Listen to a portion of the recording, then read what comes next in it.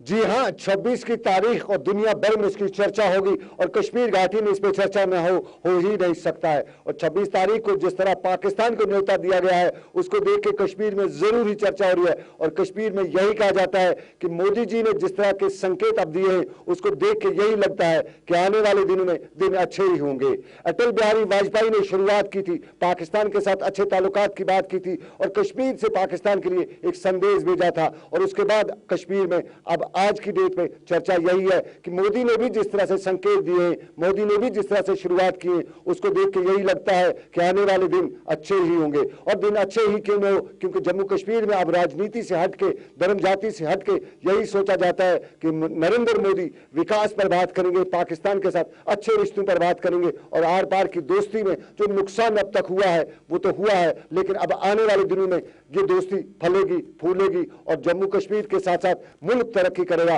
पाकिस्तान तरक्की करेगा और दोनों देश, दोनों दोस्त बनकर रहेंगे। जम्मू कश्मीर की गलियों में, चौराहों पर यह चर्चा है और आने वाले दिन अच्छे संकेत ही दे रहे हैं। इस बीच में कश्मीर में और भी मुद्दे चर्चा में हैं और खासतौर पर मुख्यमंत्री उमर अब्दुल्ला के नए इकदाम, नए जो शुरुआत उसने किए वो भी काफी चर्चा में है। कश्मीर घाटी में आज क्या, कल भी यही चर्चा थी कि उमर अब्दुल्ला क्या करेंगे, आज व्हाट नेक्स्ट होगा। और उमर अब्दुल्ला ने जिस तरह पहले SMS पर बैन हटाई, उसके बाद कल ही कैबिनेट बैठक बुलाकर बड़े मुद्दे लिए, बड़े इश्यूज लिए और बड़े इश्यूज उठाते हुए उन्होंने सबसे पहले जो एम्प्लॉयमेंट पॉलिसी थी उसको रिवोक किया। उसको देख के यही कहा जाता है कि उमर अब्दुल्ला शायद कुछ और भी करेंगे, लेकिन उमर अब्दुल्ला ये और कब करेंगे, इसके लिए क्या उन्हें समय मिलेगा, ये सब अभी समय की ही बात है। लेकिन और भी उनके विपक्ष के लोग हैं, वो भी मुद्दे उठा रहे हैं, वो भी सवाल उठा रहे हैं। और जिस तरह SMS पर उन पे सवाल उठा है कि 4 साल तक क्यों नहीं हुआ, आज क्यों हुआ, चुनाव के समय पे क्यों हुआ, हार के बाद क्यों हुआ,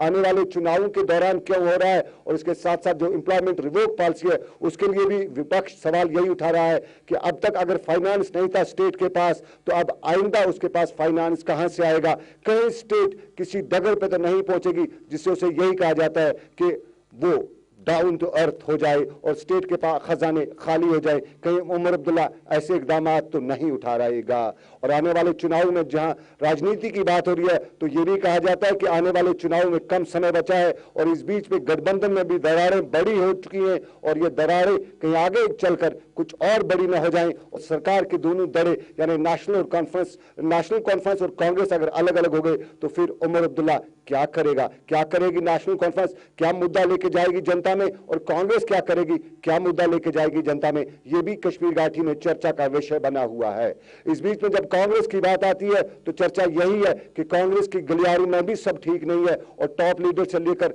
ग्राउंड सिचुएशन तक कुछ कुछ दूरियां ही हो रही हैं। और सबसे पहले प्रमुख लीडर सैफुद्दीन सोज का ही नाम आता है और बताया यही जाता है कि क्या सैफुद्दीन सोज आगे के लिए प्रमुख बन के ही रहेंगे या नहीं रहेंगे, रद्द बदल होगा। कुछ लोग आजाद का नाम ले रहे हैं, कुछ लोग ताज के सर पर ताज पहना रहे हैं, ये तो अपनी जगह पे। लेकिन सैफुद्दीन सोज ने आज शाम मीडिया को बताया, अपने जो उन्होंने वक्तव्य दिया कि सोनिया मैडम से उनकी बात हुई है और सोनिया मैडम ने उन्हें आश्वासन दिया है कि सब कुछ ठीक होगा, दिन अच्छे ही आने वाले हैं। कश्मीर में दिन अच्छे आने वाले हैं, देश में दिन अच्छे आएंगे, इसकी तो सभी तवक्का करते हैं, सभी के यही अरमान लगाए हुए हैं। लेकिन कश्मीर में पिछले करीबन 4 महीनों से प्रशासन तकरीबन बैठा हुआ था, ठप हुआ था, कोड ऑफ कंडक्ट था, मंत्री कहीं नहीं था, वजीर दिखाई नहीं देता था। लेकिन अब मंत्री ने एक बार फिर अपना कामकाज संभाल लिया है और आज श्यामलाल शर्मा ने अपने विभाग का PHE डिपार्टमेंट का जायजा भी लिया, रिव्यू मीटिंग भी की। श्रीनगर में रिव्यू मीटिंग लेते हुए उन्होंने अफसरान से बात की, जायजा लिया पूरी सिचुएशन का। शाम की बात अपनी जगह, लेकिन शाम के साथ दूसरा मुद्दा कश्मीर में दिनों तोस मैदान का भी काफी गर्म हो रहा है और तोस मैदान के मुद्दे पर राजनीति भी हो रही है और राजनीति के साथ साथ जनता भी मैदान में उतर रही है।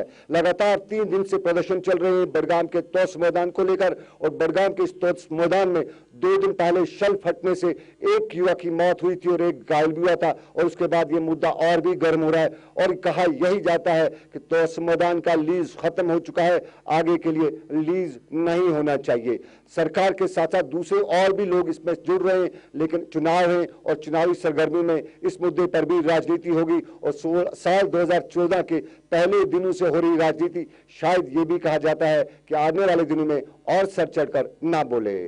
सईद मंजूर के साथ सनम एजाज, गुलिस्तान न्यूज, श्रीनगर।